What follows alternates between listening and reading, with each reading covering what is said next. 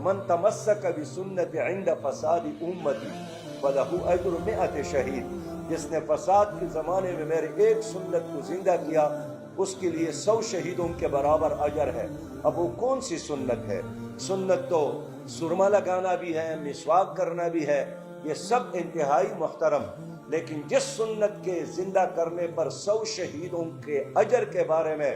نبی مہربان نے فرمایا ہے، وہ نظام کا مقابلہ کرنا ہے اور اسلامی نظام قائم کرنا ہے، نظام مصطفیٰ قائم کرنا ہے۔ اقبال نے فرمایا تھا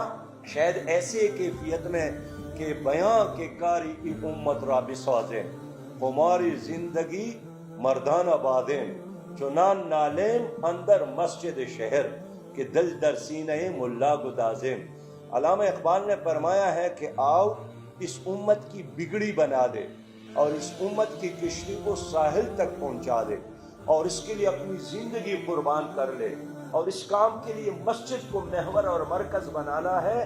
تو چنان نالیم اندر مسجد شہر، شہر کے مسجد میں جا کر رونا ہے، اور اتنا رونا ہے کہ دل در سینہ ملا گدازم، کہ جو امام ہے وہ بھی میری بات کو سمجھے، میرے نالے کو سنے، میری فریاد کو سن کر اس ایجنڈے میں ہمارا ساتھ دے۔